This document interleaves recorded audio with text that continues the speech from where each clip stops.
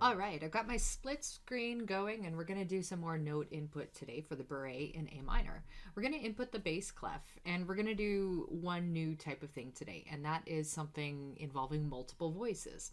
So if you take a look at the music for beret in A minor, you'll notice that in the bass clef, in the third measure, you've got some up stems where normally there wouldn't be up stems, right? Those notes are very high. It's unusual that they're up stems. They would typically be written down. But the reason they're written up is they're to indicate it's a separate voice from the down stem bass clef in the same measure. So you could think of it almost like the tenor notes, so the higher bass clef notes, ba da da, and then that's its own separate part, and then there's like a bass voice that drops on the E. And voice input, you're going to see this a lot in more complicated music. You're not going to see it so much in beginner music, but it's worth knowing how to input. But let's just start with the first couple measures and get back into some basic input stuff. So what I want to do is get my note input mode on.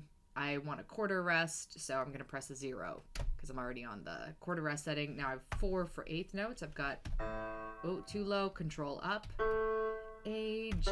Now I want a quarter note 5, F, D, E. Now I don't want an F natural. I'm going to just hit the up arrow to make it an F sharp. Same thing with the G, up arrow to make it a G sharp, down to E. And now, here's what I'm going to do. I'm going to start by just inputting the tenor voice normally, and then we'll make some changes with it. Again, there's a couple ways we could do this, so I'm going to show you one way that you could go about this. So I'm going to hit A, D, and now 6 for a half note. There we go. Whoops.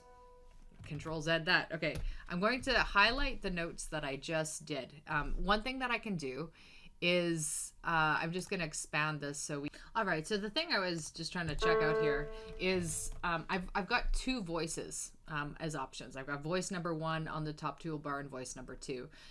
You can actually add the third if you wanted to. We don't need to for this piece, but if you hit the gear button and go all the way down, we have visible voice 1 and 2, but you could also make the third and fourth voice visible, which, I don't know, just kind of a fun fact. All right, so all I have to do is make a specific voice selection. So you'll notice voice 2 is a down stem.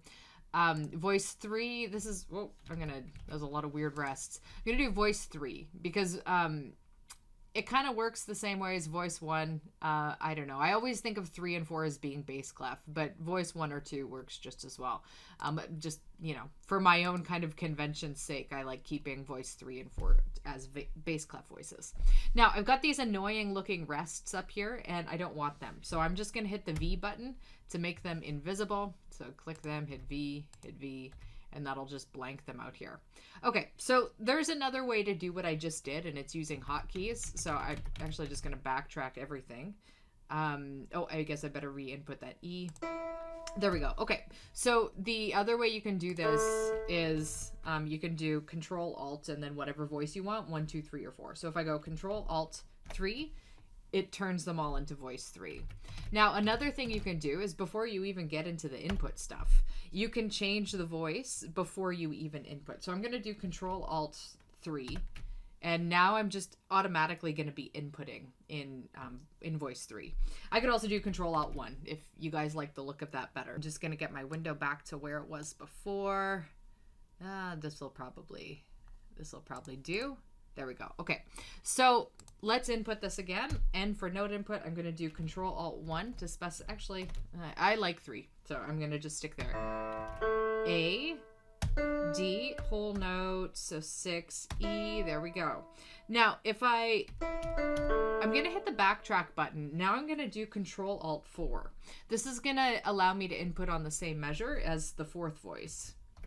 Okay, so we're going to start with, you'll notice there's basically the bass voice is going to have 3 beats of rest. So the way I'm going to do that is I'm going to do a half note rest, so 0. And then I'm going to do a quarter rest, so 5, and then I hit a 0. And now I'm going to input my quarter note, which is an E. And there we go. We've got our fun, funky, different voice situation. And then I can just do regular note input back to normal, here. So a 6 for the A, and then a 5 for the A octave down there.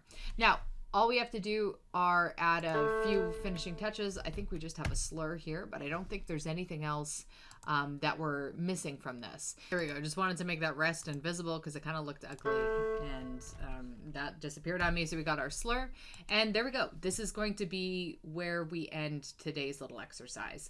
What we'll do tomorrow is just something really kind of quick and straightforward. We're going to figure out the trill.